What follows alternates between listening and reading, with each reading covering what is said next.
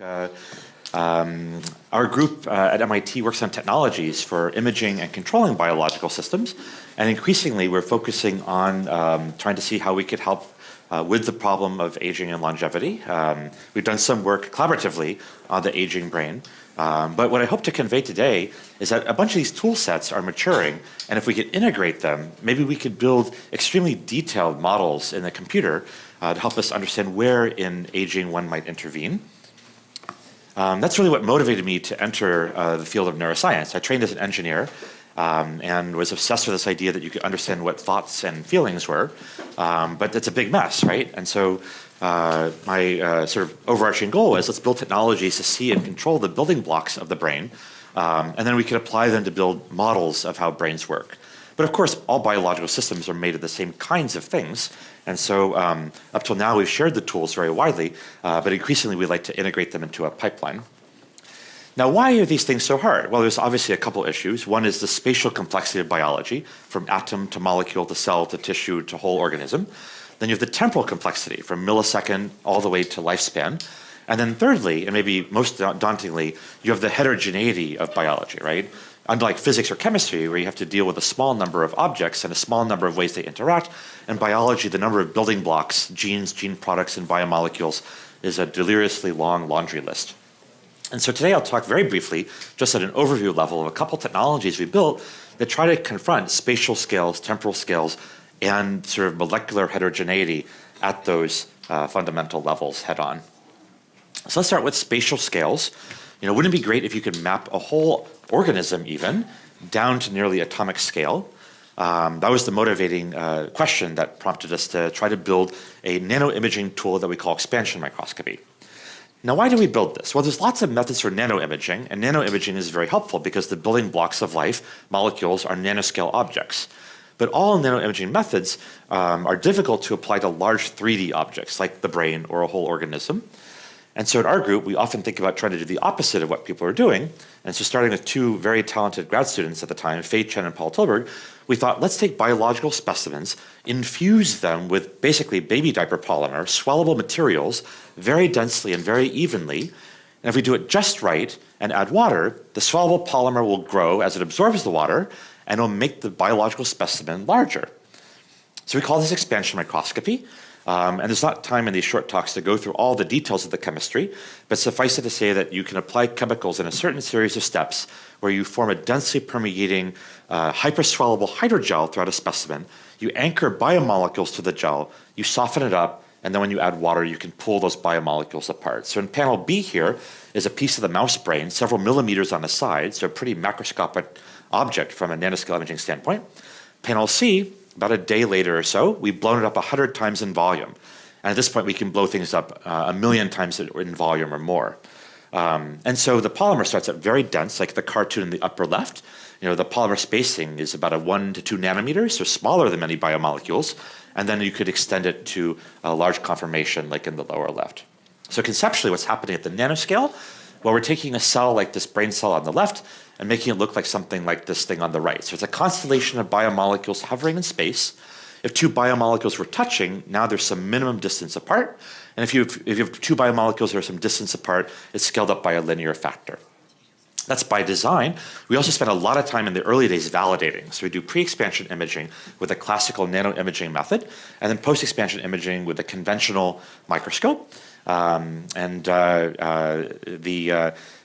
expansion process is not perfectly even. You get a few percent distortion over a typical microscope field of view, but it turns out that for the vast majority of biological and medical questions, that's totally fine. We are working to make the expansion process more even, by the way.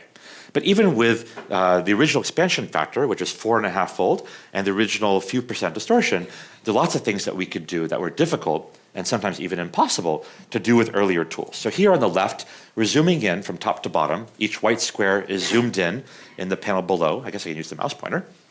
And the right hand is the same as the left in terms of specimen and microscope, but after we expand it. The color code is shown on the left-hand side because in light microscopy, we're decorating key biomolecules with fluorescent probes. And I hope you can see that the right-hand column is much more clear and crisp than the left-hand column. So we can now make nanoscale measurements on ordinary microscopes. That's lesson number one. We can democratize nanoimaging and make it so that you can scan fairly large volumes with nanoscale precision with ordinary hardware that's universal in biology already. Okay, that's looking at natural proteins. You can also do labeling of different things artificially. So you can take fluorescent proteins engineered from corals and jellyfish, and you can express them in a barcode-like fashion. So you can label cells or even molecules in interesting combinatorial fashion. So here we are just expressing fluorescent proteins in different cells because we wanted to make a map of the brain. And if you zoom in to this little white square at the top, it's fuzzy, right? Because the wiring of the brain is very, very tiny. But the upper right, same brain specimen, same microscope, but after we expand it, you can now map the fine wiring of the brain. And so many, many groups now are using expansion plus some kind of color code or stain in order to map brain circuitry. That's all protein imaging. When Oswasi joined our group, and later Gaoqi Yang and Yi Kui made a very inexpensive version of this, we started looking at nucleic acids. So we can build anchors that bind to different kinds of biomolecule, DNA, RNA, proteins, lipids, and sugars. And then you form the polymer that binds those anchors, add water and the polymer swells, and through those anchors or handles, you pull everything apart. And so here you can see individual messenger RNAs shown in pink. So now we can look at proteins and nucleic acids. So starting to map out lots of different components is possible, right? The genome and its shape, RNA, proteins, and so forth. You know, it's a multiplexable way of mapping out lots of things at the same time. Now, how big can you expand? So far, I've showed you expansions about fourfold, but you can take a specimen and expand it, form a second polymer in the space opened up by the first expansion, and expand it again. So you can get exponential spatial amplification with a linear number of steps. It's sort of like PCR, but for space. And so this is work done by J.B. Chang, Dablina Sarkar, Jinyan Kang, and Oswasi. We can take a specimen and expand it over and over again. Now, this offers a second superpower, which is shown in this cartoon. So when, again, in light microscopy, you're imaging fluorescent labels that you attach to things, right? So this red and green molecule, red and green dyes are staining proteins on the outside of a complex, but they can't get inside, right?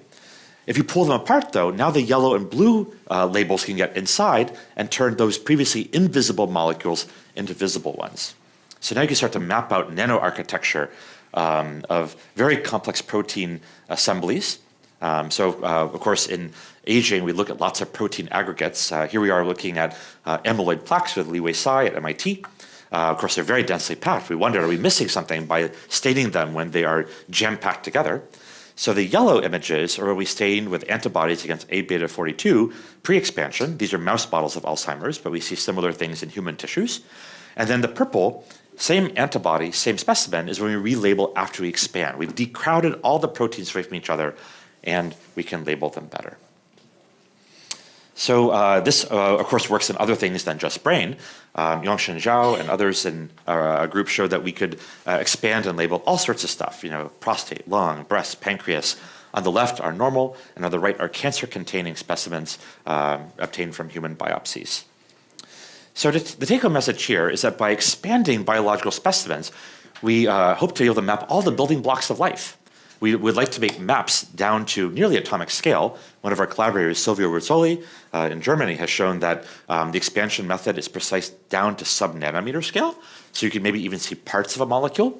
And he has a paper coming out soon, which talks about how to do that. But suffice it to say that this is a very easy-to-use technology. It's spreading very rapidly throughout biology.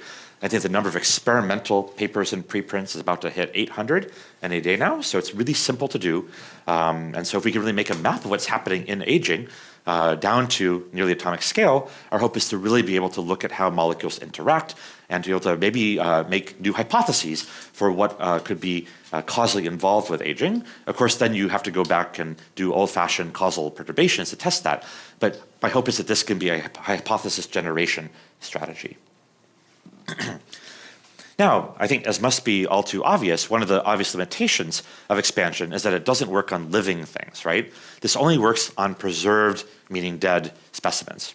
That's because you're pulling all the building blocks of life apart from each other, right? Molecules work by touching each other. That's how they bind, cut, modify, and so forth each other. We pull them all apart. So the living state has been halted. And so in the last part of the talk, I would like to tell you about the imaging of living things. I'm going to skip over optogenetics. That's kind of old stuff and mostly published long ago. But I want to talk about the imaging of things when they are alive, and then I'll end by trying to stitch it all together. If you could image a lot of stuff when a cell or tissue is alive, and then map out structure, could you build computational models, which is what we'd like to do going forward. All right. Part of the problem with understanding things when they're alive is that there's a lot of stuff going on. So this is a cartoon stolen from Wikipedia. Here's the cell membrane shown as the orange boundary on the left. Here's the nuclear membrane in blue. I think we've all seen diagrams like this, right? Cells take in countless things, hormones and nutrients and all sorts of stuff.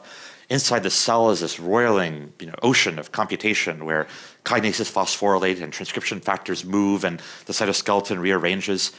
And then eventually the cell generates some kind of output. Maybe it lives or dies, or maybe it moves or stays put. And each of these arrows, of course, is probably an entire PhD thesis.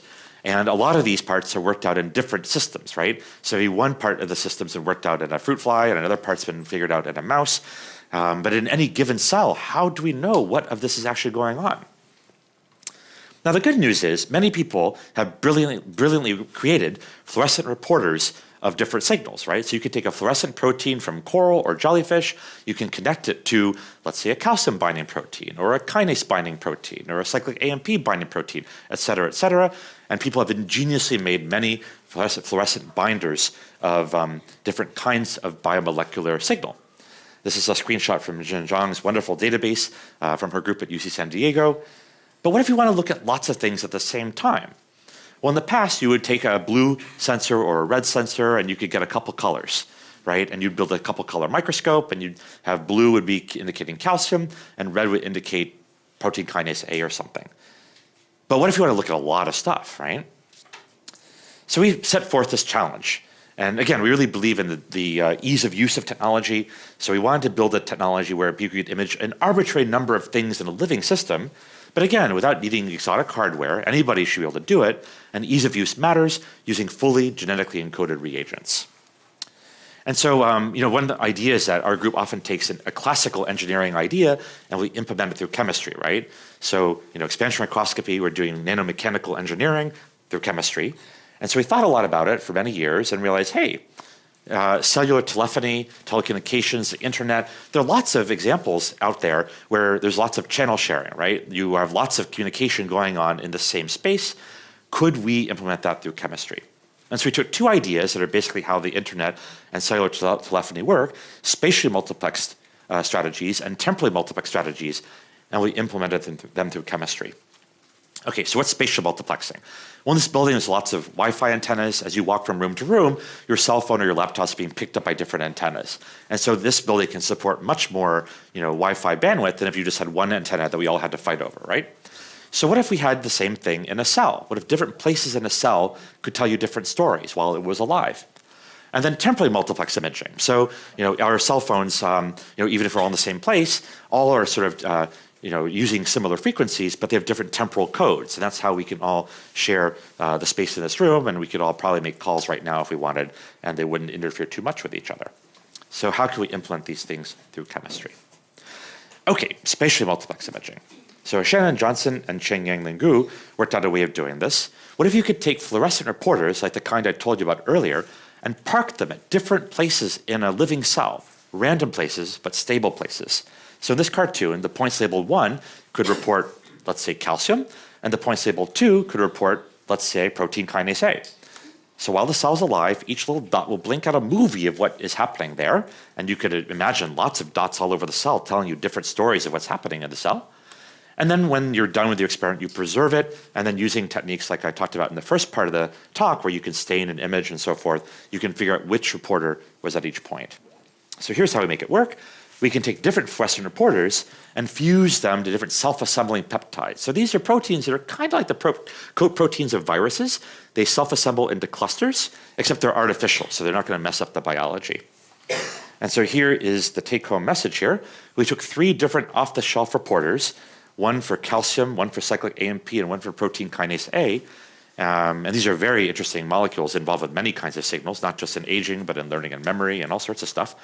And we fused them to different self-assembling proteins. So while the cell's alive, you get these green images. They're all green reporters, by the way, so this works even if everything is the same color. And then the false color images are what you get when you're done with your experiment and you stain to figure out which sensor is at each point. So the take-home message is we can image many different signals by having these reporters at slightly different places in the cell. Here we are looking at a whole bunch of three different signals downstream of giving forskolin, a drug that makes cyclic AMP. And I don't want to get into the details here, but I did a PhD on learning and memory, so I really wanted to see if we could understand how a short-term stimulus to the brain might result in a long-term change, like a memory. These are cells in a dish. This is not memory, but we were able to relate the speed of one signal, calcium, to the amplitude of a second signal, protein kinase A. And so there's lots of, I think, intellectual analogs to this kind of question in the field of aging, where you want to know where some short-term insult might have resulted in a long-term change. Now we can map out how those stimuli might relate to each other. Now, why do you need this? Well, if you image calcium in one set of cells over here and protein kinase A in a second set of cells over here, you would miss out on the relationship, right? But here you can just read out the relationship by looking at it. We can add a fourth indicator, a protein kinase C indicator, or a fifth indicator, an ERK kinase indicator. Anyway, so we were kind of getting into the technical weeds here, but the take-home message is we can take different fluorescent reporters of signals and park them at different points in space, and cells are big compared to molecules. So the hope is that we can eavesdrop on a very large number of signals and map out how a cell takes its inputs and transforms them into outputs. All right. Well, what if you don't have an off-the-shelf reporter ready to go, though? What if you just want to know whether a gene is on or off? Or what if you just want to know where a protein is? In the last few minutes, I'm going to try to explain a technology that we published fairly recently, and to be honest, I'm still figuring out how best to explain it. But maybe the best analogy would be a piece of music, right? So a flute has a high pitch, and a tuba has a low pitch, and then the violin or whatever has like a medium pitch. And the way our ears work is that different pitches end up at different physical locations in our ear, right? The way our cochlea works inside our head is that high-pitched sounds go to a different place in our ear than low-pitched sounds. It's doing a transform and sorting out the frequencies. So the core idea here is, what if different cells, signals in a cell could have different musical instruments? You could take a brief movie of the cell and do the same transform that our ear does and invert it and get all the signals. So we can't make musical instruments that small, but it turns out that there are fluorophores that flicker back and forth when you illuminate them in the right way. And so in work that Yong Chen did when he was a postdoc in our group, we worked on reversibly switchable fluorescent proteins. So what are those? Well, if you shine blue light, one of them might glow green and go dim. Shine purple light and it'll come back again. So you can toggle it on and off, right? A little bit like a musical tone fluctuating, right? So these come in many different flavors with different temporal properties. Here we have 6 different greenish fluorophores that have different flicker time constants.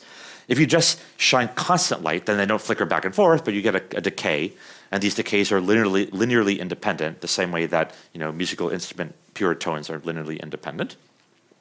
For the aficionados, this is not photo bleaching or fluorescence lifetime. This is flickering, but this is a reversible and safe process. Okay, so I tried to explain it by the analogy to music.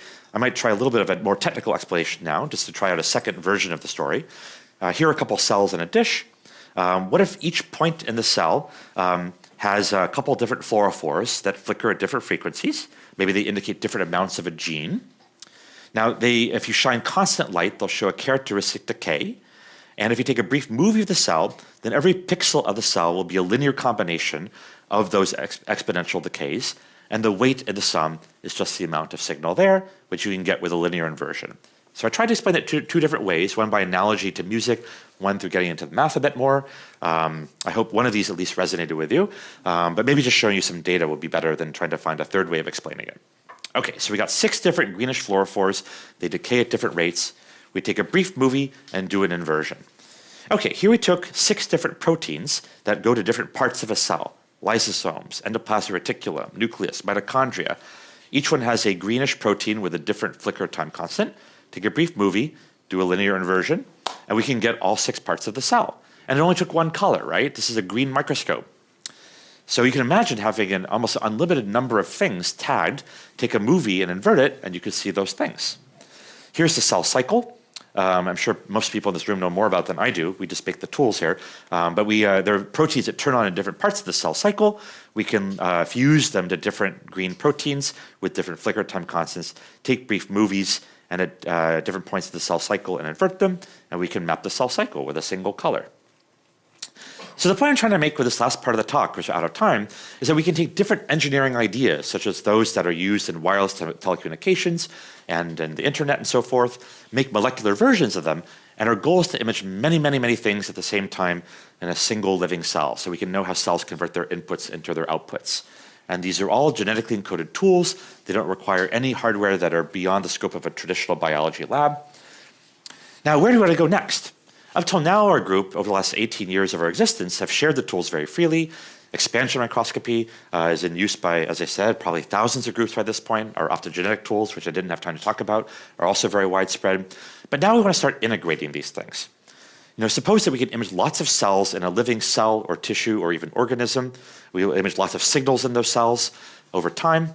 We can then preserve the specimen, do expansion, and map the molecular architecture of those cells, tissues, or organisms. Can we combine these into mechanistic models and infer what kinds of processes are occurring? And so we're working with a large number of collaborative groups now to try to build the machine learning architectures to do those assemblies, and we're very excited about that as one of our main focuses going forward.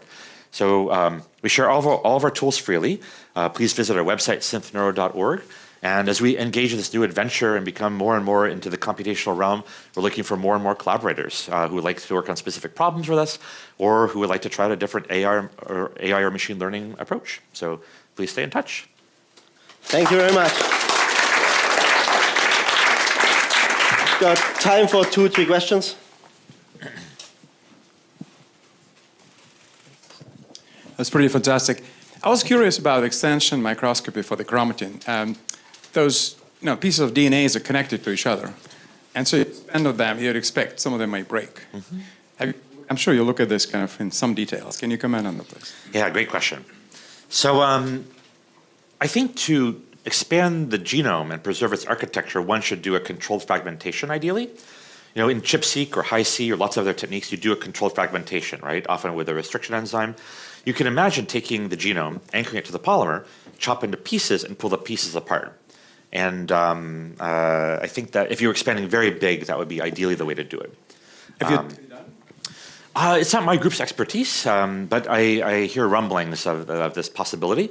A group at Yale did a small expansion, like 4-fold expansion. And for small expansions, you don't have to do this chopping because any perturbations would still be too small to see. So they had a beautiful paper still showing that even with a 4-fold expansion, they call it chromatin expansion microscopy, you can derive some very interesting scientific insights.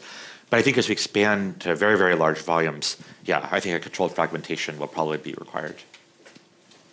Hi, here, under the TV. Hello? Yes. Yeah.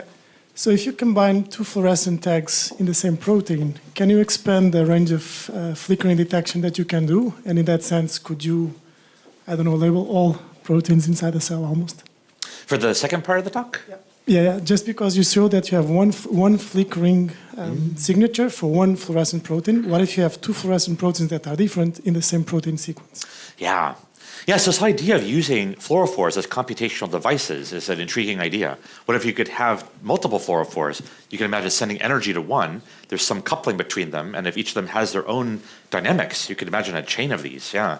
I think there's a lot of possibilities. Yeah, there's just too many things to do and not enough time. So, but yeah, if you're interested, we should talk more about that. One more question. Sorry, to sort of build on that, can you measure events like phosphorylations or dimerizations or this sort of thing? We can measure phosphorylation with the first of these technologies. So here we're using a protein kinase A indicator, I think from Jin Zhang's group, and then we can park these different indicators at different places, and then we can measure phosphorylation at those different places.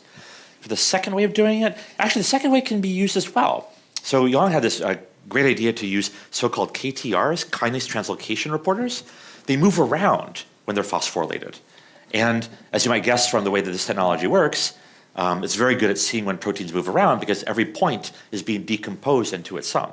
So I guess both techniques could be used for that. Fantastic. Thank you very much, Ed. Great. Thank you.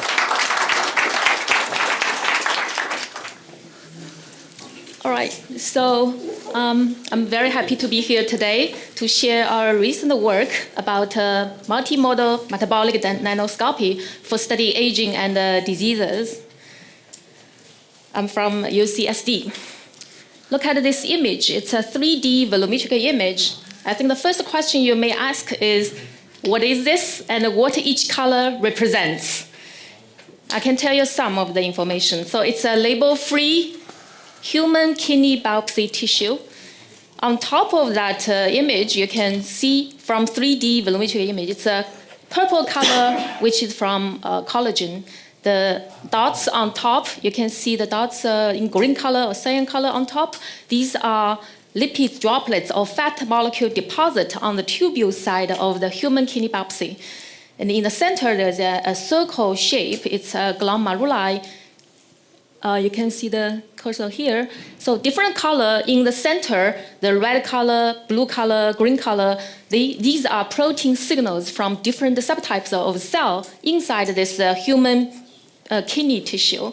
On the bottom, there are ducts that you can see the accumulated fat molecule deposit as well. So it's a pre-diabetic symptom kidney patients. They are worried about the molecular changes inside the kidney.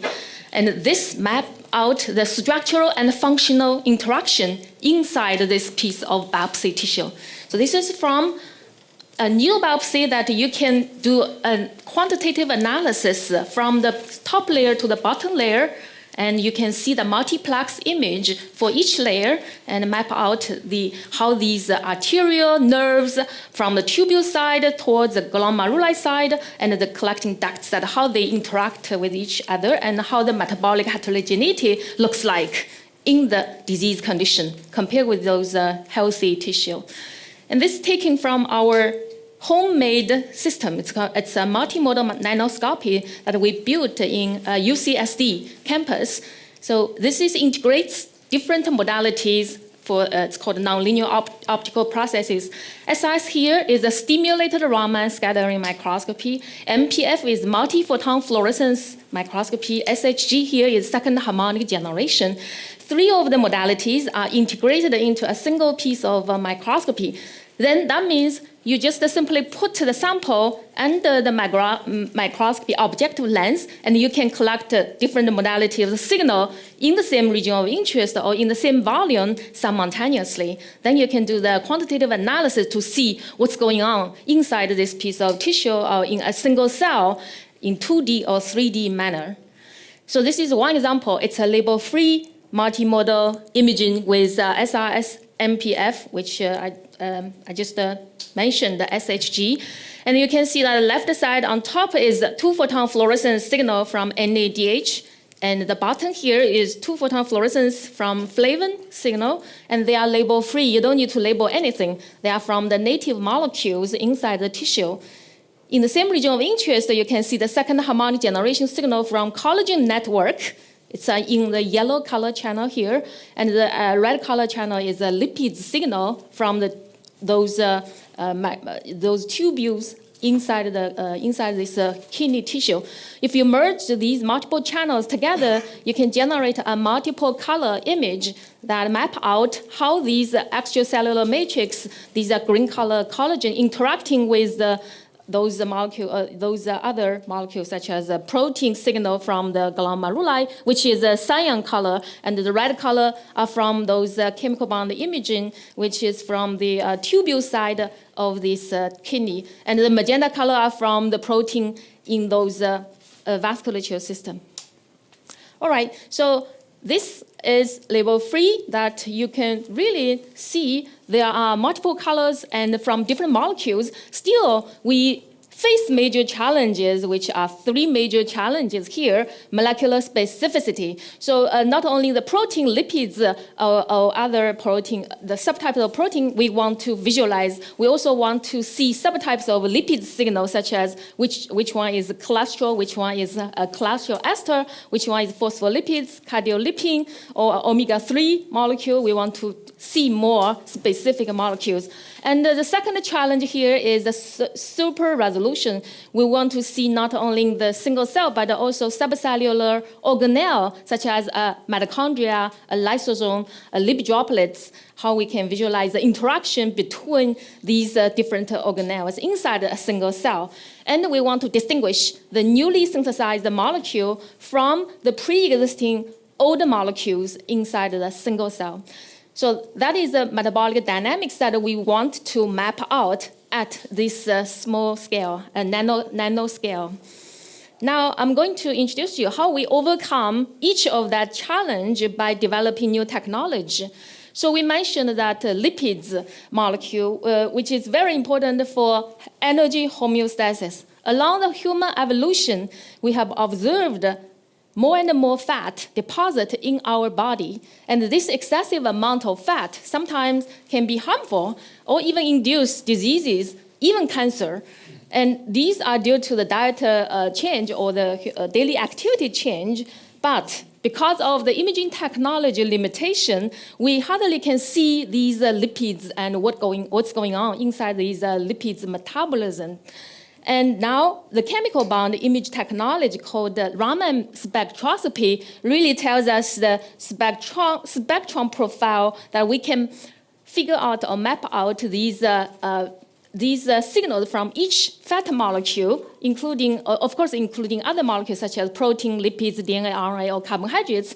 But because of the lipids is hardly seen from the previous known technology, here we measured a bunch of lipids molecules that you can see. Some of them are from cholesterol ester, or phospholipids, or different chain lengths of phospholipids, and also some of the triglycerides with different chain lengths can be measured.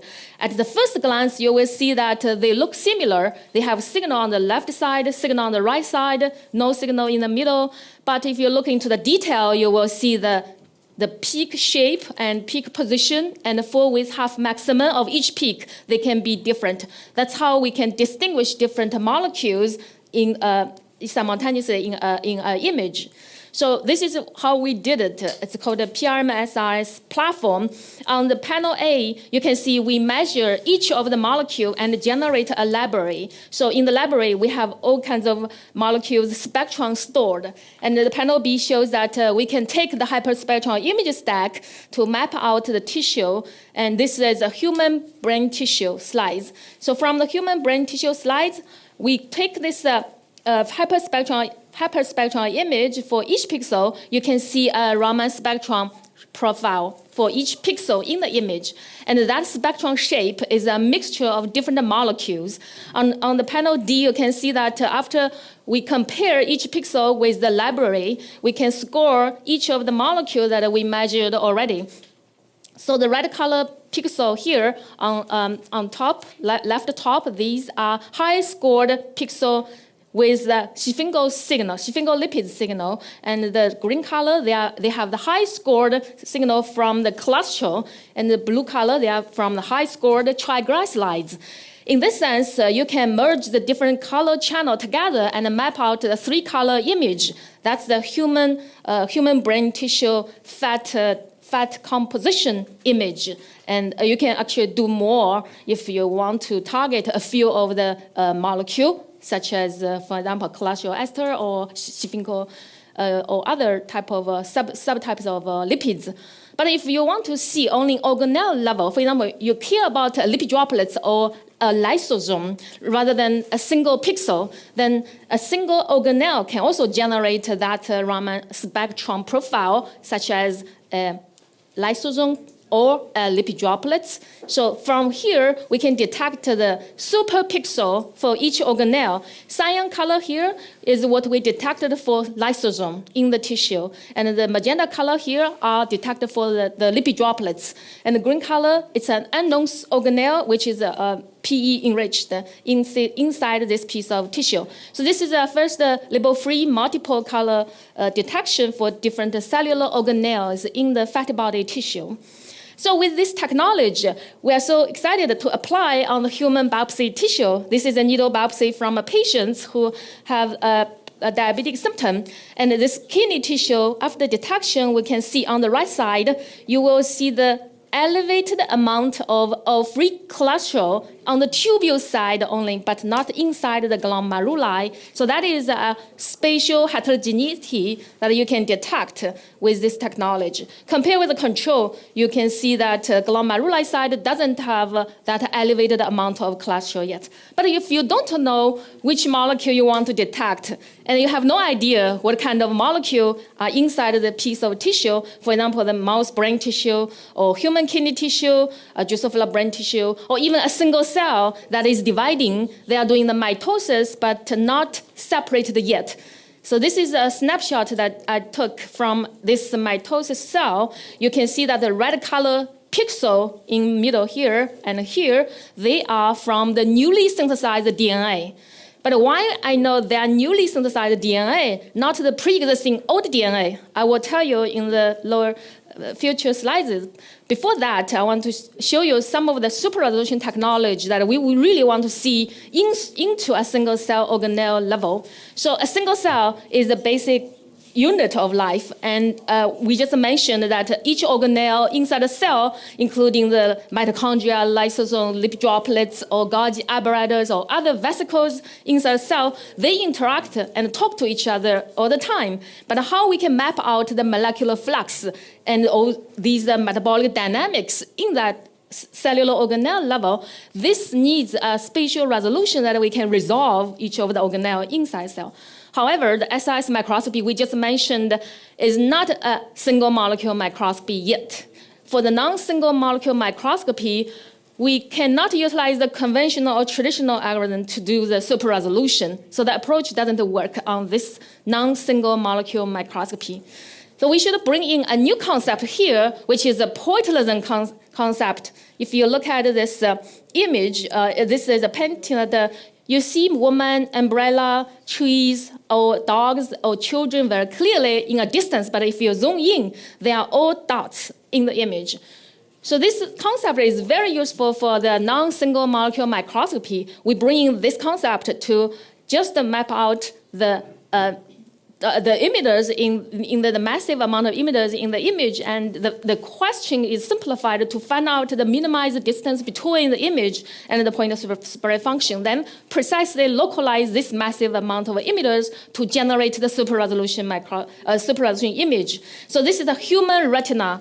Human retina along the aging processes. We know that retina have rod cell on top here. So the yellow box, these are rod cells that they have layers of membrane. If without a super resolution, we can hardly see the layers of membrane on these rod cells in the human retina. But with super resolution, we can see that layers and outside boundary towards the core center can be really visualized clearly. Then the lipids composition or chemical composition can be mapped out from outside boundary layer towards the core center along the aging processes. So, and cellular organelle level, we just mentioned different organelle. This magenta color box out the color, magenta color here is mitochondria, and the yellow color are from the lipid droplets, and the cyan color are from those protein-enriched organelle. Cellular organelle are mapped out at a spatial resolution of 59 nanometer here. So 59 nanometer can tell us that how these cellular organelle are interacting with each other, and you can also map out a single organelle such as lipid droplets. Under the stress, a single cell will generate a massive amount of lipid droplets, and these accumulated lipid droplets, some of them can have more cholesterol inside, some of them can be more triglycerides, but different chemical composition can be also mapped out or groupized by this Raman spectrum clustering methods. So this is a different color representing different content of the lipids inside the lipid droplets in a single cell. All right, so now I think it's the time to answer you why I know that DNA is a newly synthesized DNA, but not pre-existing old DNA. This method is actually, for the chemical bond imaging, we want to bring in a new chemical bond here. So deuterium is utilized. It has an extra neutron inside the atom, which makes atom heavier. So what happens if a heavier atom is replacing the hydrogen? This is a heavy water platform that you can see heavy water D2O is a heavier version of water molecule, and this water molecule also can participate in the metabolic activity. Through the enzymatic incorporation, we can see the atom deuterium can be ripped off and plugged into the newly synthesized small metabolites such as acetyl-CoA or amino acids or ribose, the deoxyribose. Then these small metabolites can be then synthesized into a new molecule, such as a new lipids, protein, DNA, RNA, or carbohydrates. And you can observe a new chemical bond, CD, that is carbon deuterium. But why this new chemical bond, carbon deuterium, can be so important? Let's review the Raman spectrum from natural biological sample. All biological sample, no matter it's plant or animal, can generate this pattern we just reviewed in the beginning. And on the left side, they have peaks. In the middle, they have no peaks, no signal, and on the right side, they have big peaks. So there's a cell silent region which has nothing until you have this new chemical bond generated. So this new chemical bond is only from those newly synthesized molecules, such as new protein, lipids, DNA, RNA, or carbohydrates.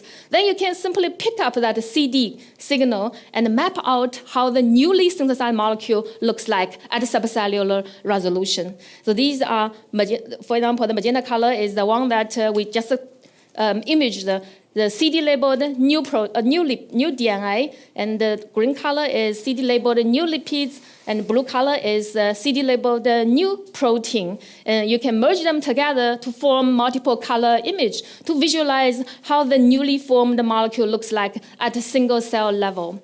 And this platform can allow us to utilize in different scenarios. So this case is a traumatic brain injury case. You can see the naive brain doesn't have injury, and you observe nothing newly synthesized, but in injured brain, they are doing healing processes. You can see an excessive amount of newly synthesized lipids accumulated in these likely glia cells. So that's the subcellular resolution of newly formed molecules that you can observe. And it can be 3D, that you can map out the newly synthesized lipids in 3D way in the tissue. Or you can make a video recording to see at time zero from a certain time points how and where, how fast and where and how much of these cells are making new lipids in the tissue. And this can be 3D. In a dancing C. elegans, when the C. elegans is dancing, you can see that the newly synthesized lipids formed in the head or tail, and you can see if you record for a longer time, you can see how much of the lipid droplets accumulated in the head portion, or they are formed in the tail. And the time-lapse image really tells us a lot of metabolic dynamics in a living animal. And this can be expanded to other small metabolites such as glucose, amino acids, fatty acids, choline, acetate, dopamine, or neurotransmitters that can be deuterium-labeled. And this is a case of glucose that you can see glucose can be incorporated into lipids, protein, DNA, RNA, carbohydrates as well, and form that new chemical bond in the newly formed molecule. So now I'm going to show you a new image that my postdoc sent me. It's a multiple color image that you can see multiple metabolites can derive different newly formed molecule. And this magenta color are from the glucose-derived lipids. They are newly synthesized lipids, but they are from glucose molecule. And this magenta color, a blue color, they are from the methionine-derived lipids in this fat tissue. So these are mainly located in lysosome because the lyso tracker tells where lysosome located, but you can see the methionine only synthesizes those lipids that deposit in the lysosome here. So it's a subcellular resolution of metabolic activity in a piece of tissue, and it's a multiple metabolites-derived case. So this also can be utilized for study, for example, Alzheimer's disease, how the Alzheimer's disease changes lipids metabolism. And this iPSC neuron shows the newly synthesized lipids accumulation under the overexpression of tau protein. And after a while, this neuron will dispose these newly accumulated lipid droplets and put it in the microglia cell. And these microglia cells become dysfunctional. And now, in the mouse brain, it has a similar case, similar scenario, or similar phenomenon happened. But the activation of AMPK really can remove that excessive amount of lipid droplets and restore that physiological condition here. So this is very interesting to observe. And I just want to showcase another final case, which is a diet-regulated metabolic activity change in the brain. So we all learned from our presentation that when we eat less, we perhaps will live longer. So the animal study shows that they eat less, live longer. But what happened in the brain when they live longer with eating less? So we can see that the metabolic turnover rate in lipid droplets in the brain, when diet restriction happen, they actually have elevated lipid turnover rate. You can see more lipids turnover rate in the lipid droplets in the brain. So this is from a female animal, which is a Drosophila. If we give them more sugar, this elevated amount of the lipid synthesis can be reduced. But in the older male, they stay strong. They stay strong not only in the diet restriction, but more sugar also make them have a more lipid turnover rate. So that means that for the female, when we become aged, we are more sensitive to sugar. Okay, yeah. But the male, perhaps you are free to go and eat sugars. So because of time limitation, I'm just showcase one. This technology can be integrated with the spatial omics profiling that you can combine together. For example, Codex tells you where is a specific cell type is. Then our imaging technology with the label-free way, we can see the metabolic dynamics and the lipids droplets profile and the redox ratio activities. So to summarize, we talked about three different platforms, PRM, SRS, APOD, and also the bioorthogonal label-free. But we can see the newly synthesized molecule with this deuterium-labeled approach.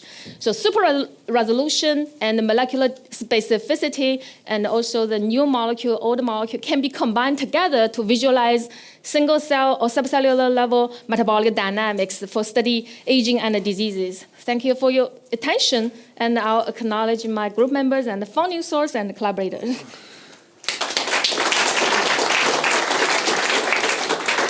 Thank you very much. We've got time for 2 questions. Over there, number 1. Hello. Fantastic talk. I was just wondering, with your APOD technology, are you able to image the rods and the cone photoreceptors in the human fovea from corpses? Human receptors? No, the rods and cones, the photoreceptors in the human fovea. So the concentration of the receptor really matters. Yeah. If the concentration of the receptors are detectable, I would say yes, you can image them with the specific Raman signal, because they can generate a Raman spectrum profile. And have you tried to image the human fovea from human eyes? Not yet, but so we should try to. We should do it. Yeah, we can talk later.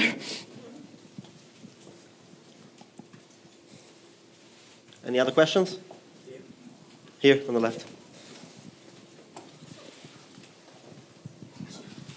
Thank you for the great talk. I have one question about the PRM, the SRS technology. So it means that if we can produce more standard, so it can use the same approach to measure in vivo for what happened, the dynamics, right? Because so far it seems you only used 48, but if we have some other interested metabolite want to measure. So this is a very good point. We can expand the library with a more interesting molecule. So if you have a specific molecule, just let me know and we can measure it and store it in the library. Then we can detect your tissue and cell. Thank you very much.